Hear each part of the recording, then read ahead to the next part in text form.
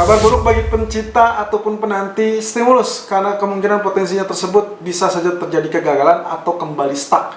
Apalagi dengan isu bahwa Kongres setelah mereka melakukan pertemuan dengan Stephen Mnuchin ataupun dalam hal ini Jerome Powell, maka kemungkinan mereka akan bergegas untuk meninggalkan Washington, lalu kemudian mengambil masa rest atau break parlemen. Kurang lebih hal tersebut bisa saja terjadi sampai kurang lebih pertengahan Oktober. Dan kalau itu terjadi, artinya stimulus yang kita nantikan masih cenderung kembali tertunda.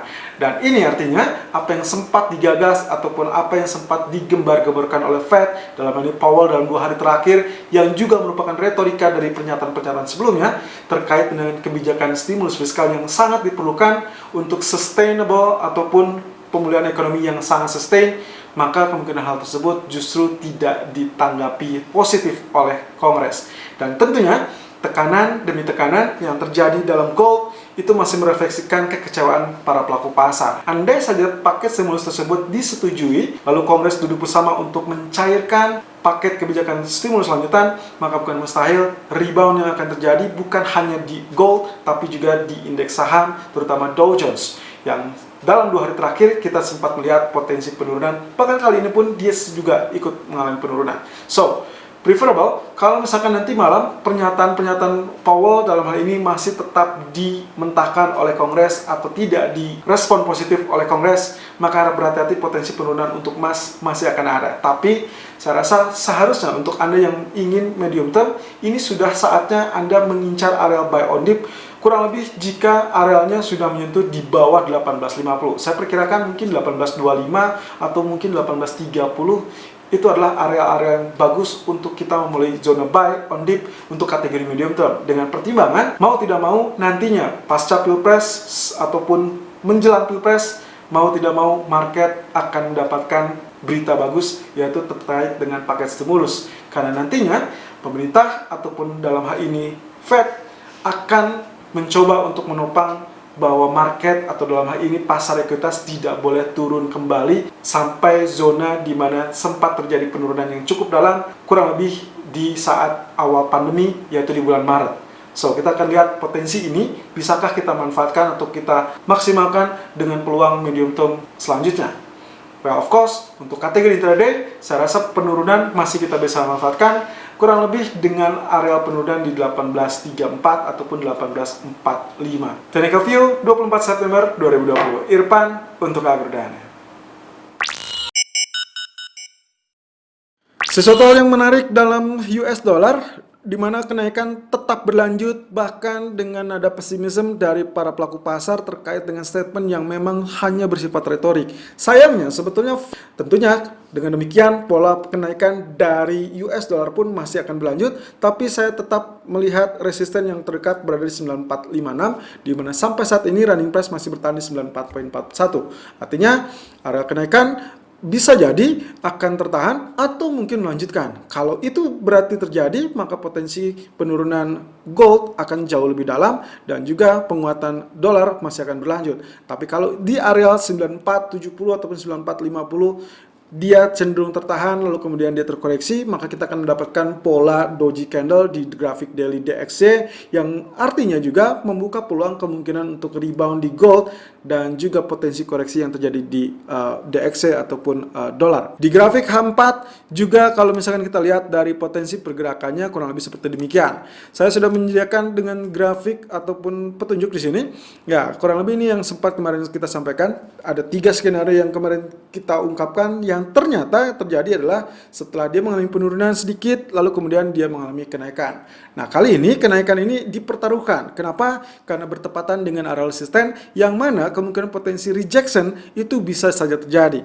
Yang artinya rejection ini bisa saja diartikan atau dikategorikan sebagai correction, lalu kemudian nantinya dia akan rebound atau bahkan cenderung melakukan kelanjutan. So, di sini saya preferable setelah terjadi koreksi sampai titik tengah atau area tengah 93.70 atau mungkin hanya sepertiganya saja correction, disitulah nantinya dia akan bimbang antara kemungkinan dia rebound kembali, artinya terjadi rejection kembali, atau dia mengalami penurunan. Lalu kemudian di grafik H1-nya, justru yang sempat kita lihat dari pergerakan kenaikan, kurang lebih polanya seperti demikian.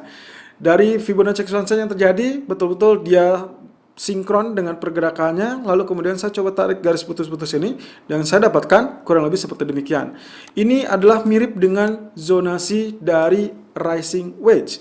Kalau ini yang terjadi, maka bersiaplah nantinya begitu dia mengalami kenaikan lalu terpentok atau tertahan kurang lebih 94,50 atau di areal resisten dari rising wedge tersebut, hati-hati jika ini terjadi rejection, maka kemungkinan yang akan terjadi selanjutnya adalah pola penurunan, dan hal tersebut akan mengancam pola kekuatan dari US dollar yang sudah mengalami penguatan dalam satu pekan terakhir. Technical view gold 24 September 2020 per jam 11:11 waktu Indonesia bagian barat, high 1868.60 dan low 1853.60.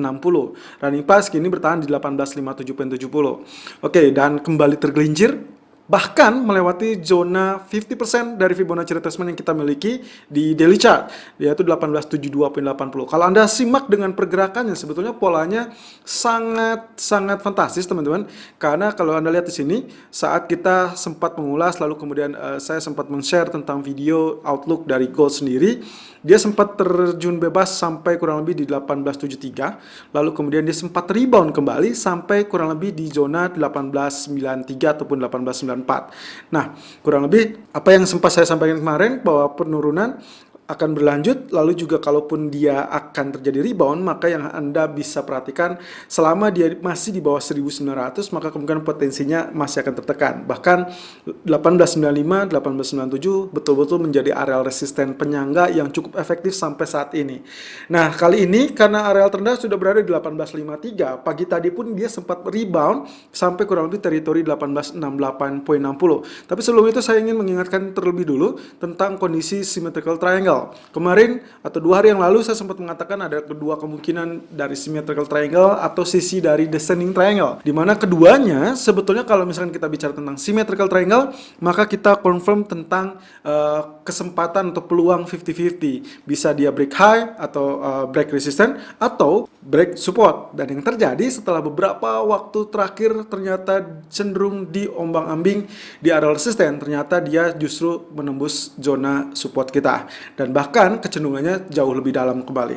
Di sini juga kalau misalnya kita ukur dari targetnya, sebetulnya setinggi dari kedalaman triangle tersebut. Jadi kalau misalkan saya tarik seperti ini, maka saya akan mendapatkan zona untuk target kurang lebih kita ukur dari zona penembusan ya. Nah, inilah yang akan kita dapatkan kurang lebih di kisaran ini adalah kurang lebih 1729. Wow, sangat dalam sekali ya. Target 50% dari areal tersebut kurang lebih ada berada di 1842 ataupun 1839. Ya, kurang lebih ini adalah teritori yang cukup masuk akal menurut saya.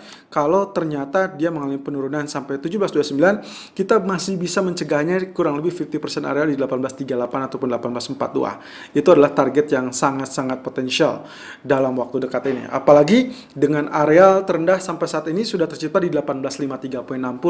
Jadi kemungkinan itu yang akan kita lihat, dan potensi medium term seharusnya Anda sudah mulai melakukan area buy on dip di setiap penurunan di area-area ekstrim. Atau yang kedua, kalau misalkan kita asumsikan ini adalah descending triangle, maka ukuran yang paling pas adalah ketinggian dari descending triangle tersebut. Ini berada di area biru ini ya. Kemudian saya tarik lagi dengan cara yang sama dari area penembusan, maka yang saya dapatkan kurang lebih arealnya adalah di zona 1773. Nah, ini juga sama artinya kalau Anda menyimak dengan beberapa waktu silam, setelah dia mengalami kenaikan yang sangat fantastis kurang lebih zona ini ya, ini kurang lebih sampai bulan Maret ya.